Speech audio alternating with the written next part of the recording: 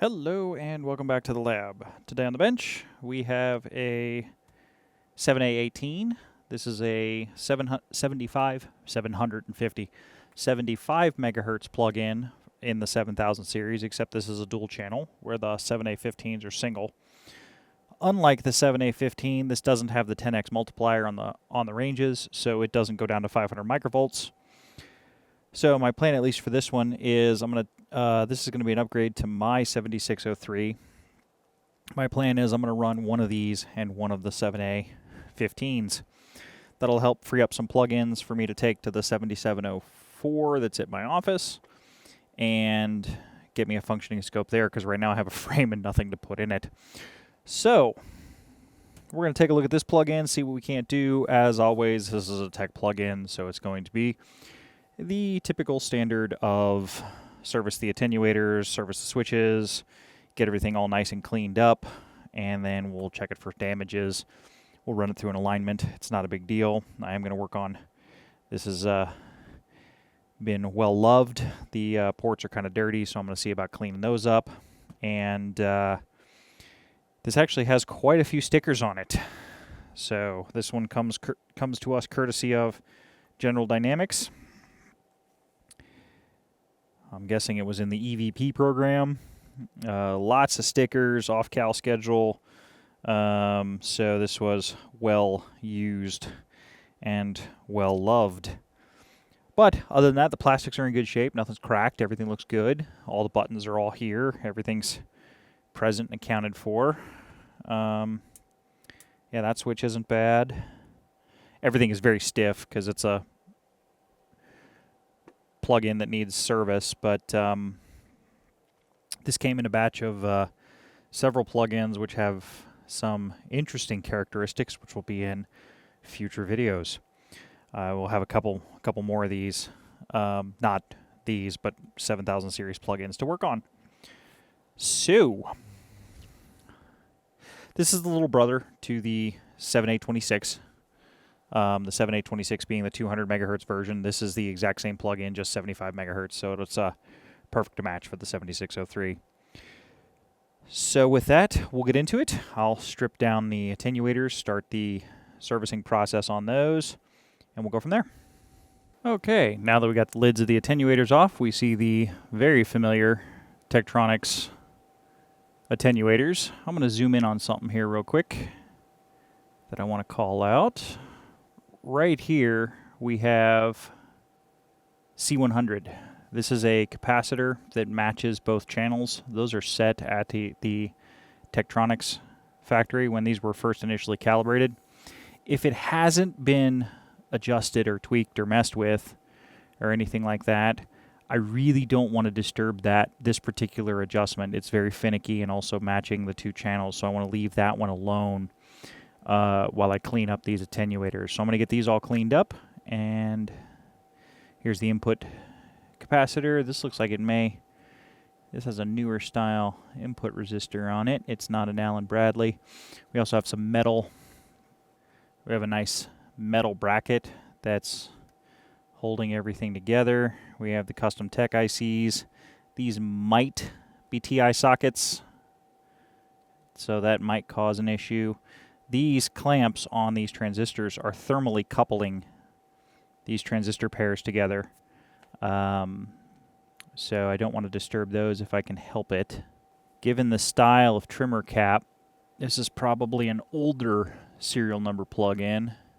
Yeah, this is a 42000 series, 42000 serial number plug-in. So this is definitely an older construction board. So had a little bit of kind of crust that was on the shields. I'm gonna clean all this up. A little bit of, this is an oily substance. I'm not sure what that is. I should not be putting my fingers on it. But we'll get that all cleaned up. Give it a good dusting, because it's pretty dusty in there, and then we'll come back. Right here we have, hiding behind these ceramic capacitors, we have voltage test pads to make sure the power rails are right, so that's nice to see. Diagnostic points are always good. And then we even have some ceramic strip. I think this is the first time I've run into ceramic strip in a plug-in, or in a 7000 series plug-in, I should say. I don't know, but we'll get it up and running. Well, it looks like servicing's just in time. We found a bit of the green death underneath one of the attenuators. So this would have been the, 4X attenuator on channel 2. So, yeah, we are definitely in need of some service. Okay, getting everything set for alignments and calibration. The switch pack cleaning took a lot longer than I expected on this particular plug-in. It was quite dirty. I had to do it multiple times, but everything is all cleaned up. I have the controls of the scope set to the preliminary settings. I'm using the 7904A because it's the fastest scope I have in the lab, at least in the 7000 series, which will give me full bandwidth on the 7A18, 75 megahertz. And the adjustment on this one is going to be kind of short, but it's just because of, unlike doing a 400 series, we are only doing a vertical channel. So we will get started. Okay, using this additional 7A18, or 7A18. This is the DC balance control for channel 1 and channel 2, so I'll be adjusting these potentiometers while doing this adjustment. The adjustment that we're looking for is when I release this and I turn this all the way down, we have a jump in the trace and a jump in the trace. So what we want to do is we want to have that trace move as little as possible from full right. So what we're going to do is we're going to adjust this, but you only want to adjust it halfway, because what happens is when you kick it back the other way, see, like it flew up. So what we want to do is fully, so counterclockwise, we want to line it up with 0. Fully clockwise, we want to do the adjustment.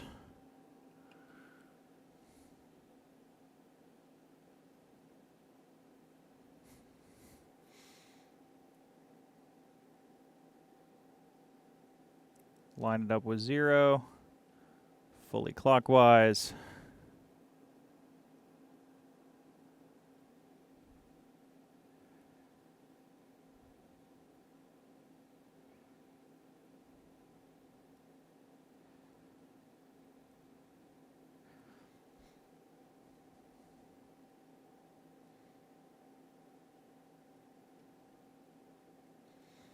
And we want this to be moving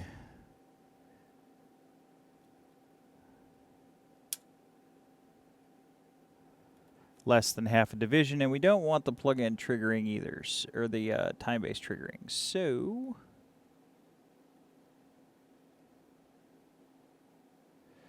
wow, there's a lot of spring in that.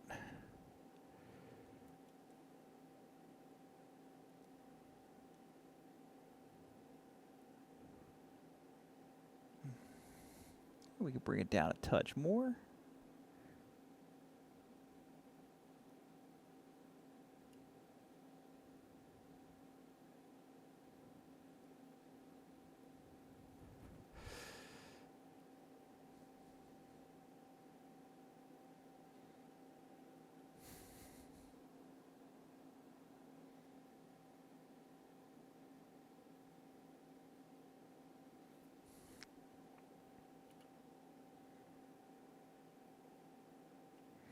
And fully counterclockwise, or clockwise, counterclockwise. That's much better. All right, so that's channel 1. So we switch to channel 2. Now, depending on which flavor of plug-in, at least serial number-wise, which is 70,000. So instead of releasing the variable and having it fall off screen, because this is very significantly out, that's the 70 and 70,000 and below. We have 142,000 serial number plug-in. So what we're going to do is we're we're actually going to adjust the DC balance for the polarity. So we want to watch the line, and it's on this one. Okay, so there's a note here which says for 7A18 ends 7,000 up and 7A18s 90,000 and up perform Part K. Part K is variable DC balance, minimum trace shift with the control. So it wants us to actually use the control.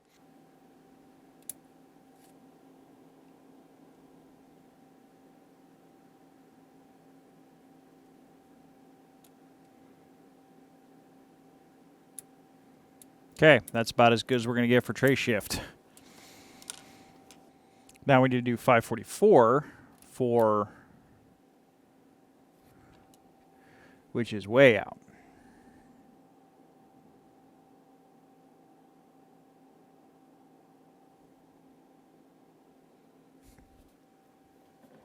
So 544 is actually right in here if the plugin has it. This one does not, actually. This is too low a serial number, but the adjustment's right down in here.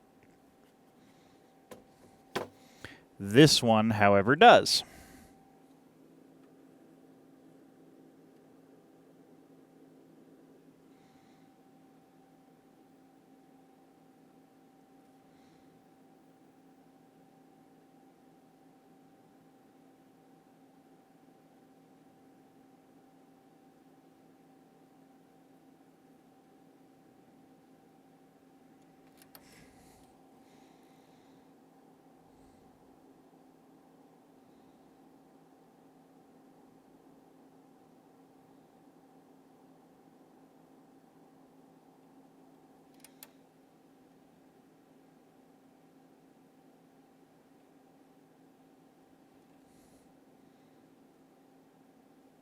Okay, that's much better. So this is clockwise. Counterclockwise. What we want to do is pull this about halfway down.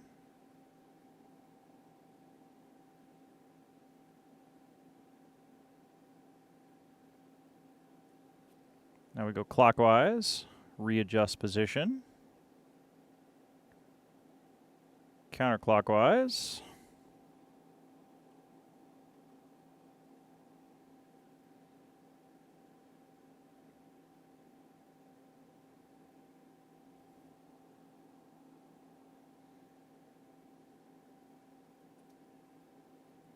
And there we go. There's clockwise, counterclockwise.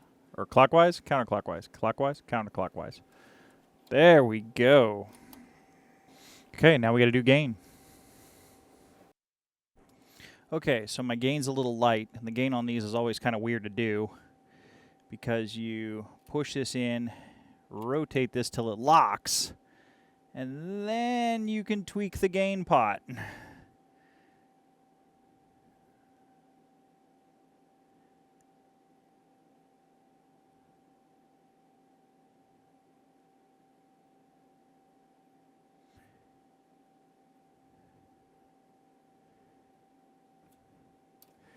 So, but then it clicks out. So what happens is I was doing the adjustment on the back tail here and here for the amplitude because I haven't done the high frequency compensations or any of the probe compensations yet.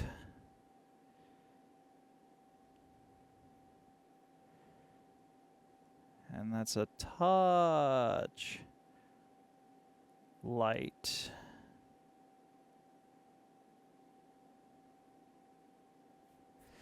So we're going to go at it one more time. Right there. There we go. That's perfect. So now I think I need to do the gain adjustment for channel 1. Does it have me doing that next? Yes, channel 1 gain. So move this up here. Kick this over to here. Bring this down. And we do the same thing. So this is matching the gain to my calibrator, but the calibrator is checked by the 7510 in the lab, so we have a 7.5 digit reference that is tied up to NIST. So that's a little high.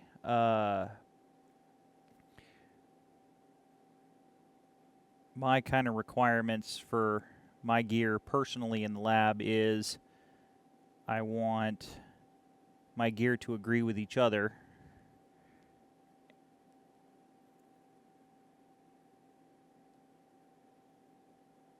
And then, but also be able to tie back to NIST for measurements. If I was doing measurements where absolute traceability was required, I would not be using a 7000 frame. I would be using something more modern.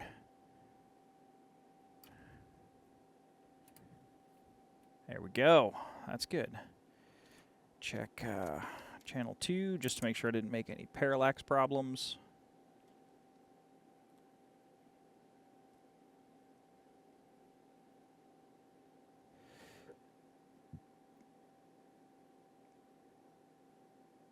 Nope, that looks good. Okay, we have a 10x attenuator, a 50 ohm terminator, and a 20 picofarad RC normalizer. We're checking for input capacitance at the moment. And we have a very good rising square wave, so that's good. The fall time is not specified on the signal, so this aberration here at the bottom is thrown out. So we're looking at the top, so let's kick down to channel 2.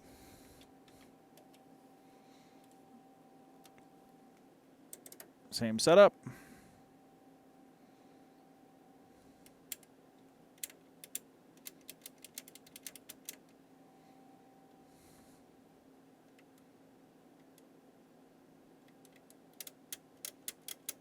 That's going to be AC-DC switch problems.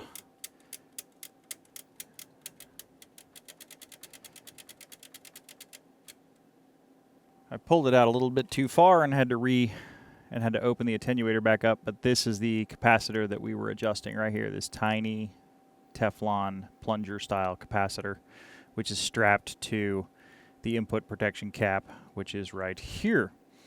So this the way one of these plugins works is when you switch it from AC to DC, this cap is being switched in and out of circuit. So that's where you get the input protection or the AC DC blocking input from. And there we go after it's fixed. Now, I put the shield on wrong the first time, and I had way too much capacitance because the shield was on the wrong side of the rail, so I had to take the attenuator apart. Essentially, this shield should not be in here. It should be out a little bit. This was causing way too much capacitance at the input and was causing my plug-in to act a little funny. So with it attached and on the outside of the plug-in, everything is happy and I have a nice square wave. The RC normalizer is just acting like a dummy probe, so it's functioning the same as if I had a scope probe on it. And the important part with the RC normalizer is it makes it so you don't have to recompensate the probe every time you switch an attenuation factor. So I'm going to go through the attenuator now, and I'm going to adjust all of the compensations of the attenuator. That way it, because like if that's a perfect example. So I just kicked it up to 10 millivolts, and as you can see, we have, so here's 5 millivolts. This is nice, nice and square, and we have overdamped, and it's only going to get worse because it wants me to do this at 6 divisions of display, so we'll stretch this out like so. And as you can see, we're well overcompensated on here, and this needs to be adjusted. So this adjustment is this attenuator pack in here. It's these, every step has its own adjustments, and you just roll through them, do each adjustment, but when you set this up, you do not want to change anything in the RC normalizer. So once the normalizer is set, leave it set, because if you adjust the RC normalizer between each compensation step, you're going to have to adjust a probe between each attenuation step. So that's what you don't want to do. So for the 10 millivolt setting, we need to do C106 and 107. So here's what 106 does. And here's what 107 does.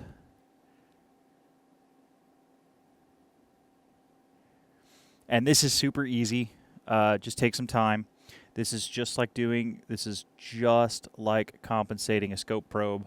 So I'm just compensating from here, and we're going to roll through all of the settings and just make sure everything's good. So here's our next one.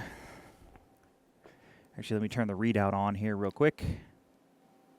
That way you guys can see what my what block I'm doing. Okay, so this one's slightly overcompensated, which isn't too surprising because we kind of smashed the attenuator apart. Not apart, but really screwed up its alignment while we were cleaning it, so having to tweak all of these is no surprise. C10, C11.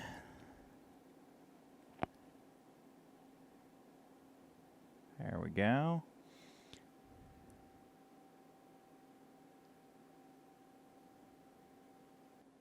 And for anybody who would like to do these types of things on their own, which I would hope people would use my videos for, start with some low speed stuff. This is 75 megahertz, and boggles my mind that I'm saying 75 megahertz is, quote, low speed. It's really not. The lower bandwidth stuff is more forgiving doing these adjustments than the higher bandwidth stuff. Tweaking a 1 gigahertz or a 500 megahertz plug-in or a 1 gigahertz plug-in is a lot harder than tweaking a 7500 or a 75 megahertz plug-in. So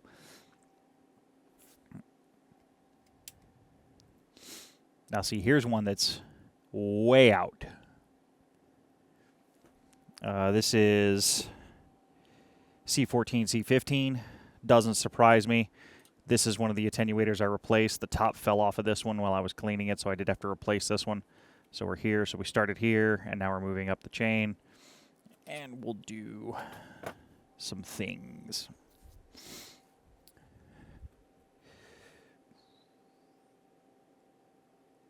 Oh, this is really bad. I'm going to switch over to my...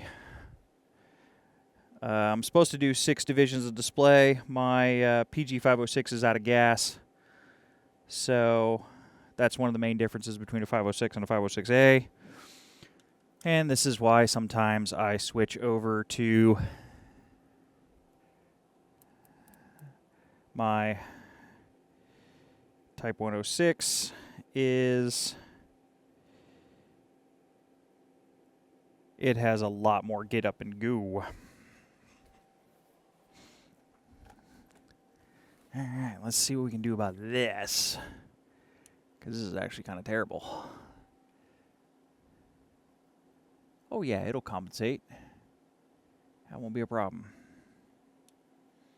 As long as C15 compensates, which it wants to. Yeah, it'll be fine.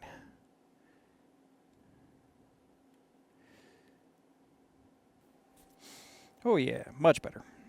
But that's an example on if the compensation of that one attenuator's out. That's how far it can look like a disaster, but it's really just an adjustment. It's not awful. Point 1. This is just a check step. Also, because I'm on the 106, don't pay attention to any of the tails you see at the bottom. It's the rise time that's important, not the fall time. Because my 106 does have some undershoot with the tubes. All right, so that's good. So we're going to back this off, and now I have to pull the 10x attenuator off, which is fine. And we go to 0.2, and we're just checking 0.2.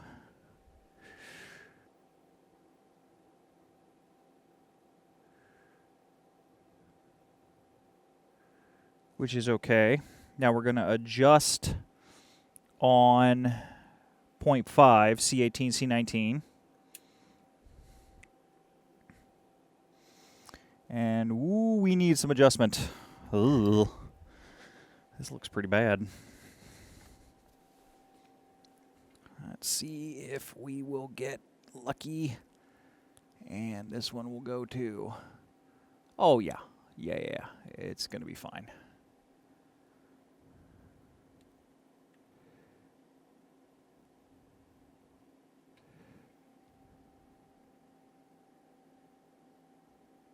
There we go. Very cool. Now we check 1, 2, and 5.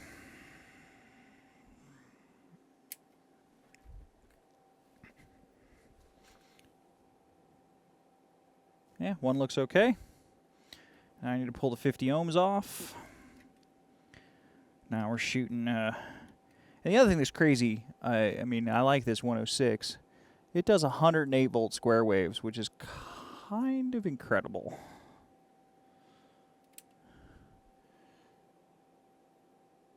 That looks all right.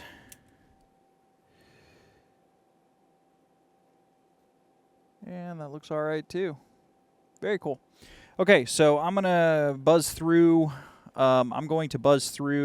channel 1, and then I will bring everybody back after that. You guys don't need to sit through this twice. Okay, so as we can see, my high frequency compensation needs some adjustment. So it is not clear exactly where these adjustments are, but it calls out adjust 2, 3, 4, and then 6, 7, and 8. So it's 2, 3, 4 down here, and then it's 6, 7, and 8 right here is where those adjustments are. So 6, 7, and 8 is channel 2, 2, 3, and 4 is channel 1. You're going to just bounce back and forth between those 3 adjustments to make this as sharp and as fast as possible. We can even stretch this out a bit so we can really see what we're doing, because you're not quite supposed to do this particular plug-in on this particular frame, but you know, it is what it is, and I have a 500 megahertz frame to do a 75 megahertz plug-in, so we can go fast. This is where a calibration can either get made or broken. This is a little bit high in the aberrations, obviously, but we want this to be as steep as possible and as sharp as possible. So what we're shaping here, we're playing around with the RC networks in the vertical amplifier, and we want this to have the fastest rise time and the sharpest corner that we can within reason. If you dial it wrong, you'll get a whole bunch of ringing here. This gets harder and harder the faster things go. Everything starts to matter. So this is a 75 megahertz plug-in. Great to start with, not too bad. But let's see what we can do about tweaking it. I'm going to kind of say what I'm turning.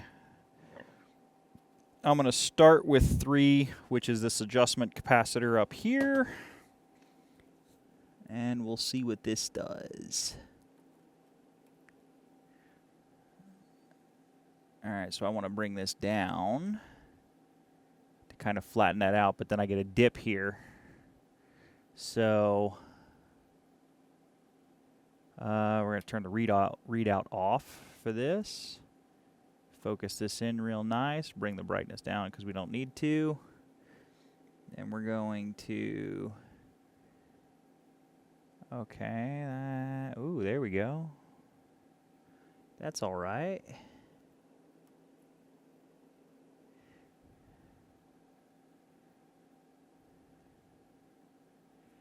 Okay, 4.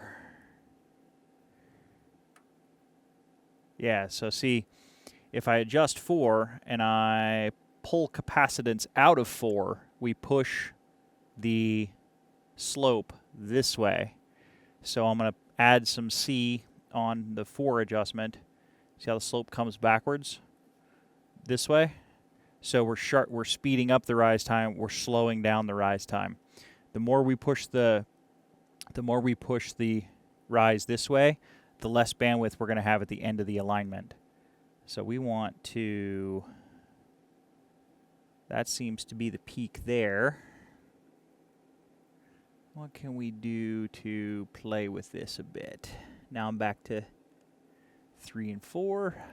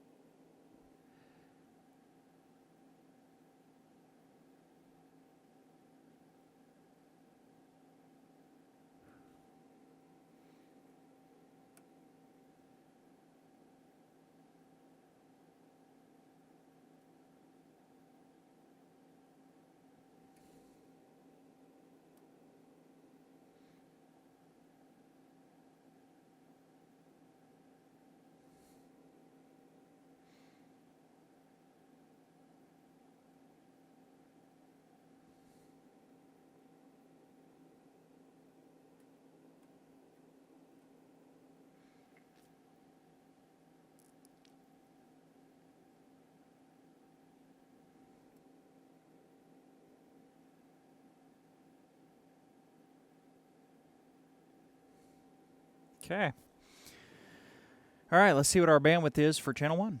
Okay, so we got to tweak a little bit more. We're going to compromise the wave shape to get a little more bandwidth because I hit 71.6 for bandwidth. So we'll hit it a little bit higher and see how we do. Okay, here's our step response now. Still looking pretty good. Let's check the bandwidth. Well, there's 5.6 divisions, and we have tweaked this to 105 megahertz of bandwidth. So just those little tiny measurements, huge difference in bandwidth. Found 30 megahertz, and actually this is performing better than it should be because this is only a 75 megahertz plug-in. So I'm quite happy with that. I'll do channel 2, and I'll bring everybody back when it's time to take a look. And there's 5.6. And we're at 98.4 megahertz, so well above what it should, punching well above its weight class. I am happy with that. Let me switch back over to the step response so everybody can see what that looks like. That's what the step response is for channel 2. So channel 2 is actually performing a little bit better than channel 1 on this particular plug-in, but it's good to go. Thanks for stopping by the lab and taking a look at this 7A18. We've got this one ready to go, and it is going to live right over here. So for the 7603 that's on the bench, here is the 7A18's permanent new home. So we have a 7A15, which is a 125 megahertz bandwidth plug-in, but it has a 500 microvolt range, but now we have two 75 megahertz for the 7603. I've needed 2 ports, so for looking at a few things. So this will help add some things to my daily driver scope. If you're liking these videos, let me know. I read all the comments, and I will be in the comments below. And I can also be found at various places online. So let me know how we're doing, and if there's anything else anybody would like to see, definitely drop me a line down below. As always, I will see everybody in the next video. More is always on the way.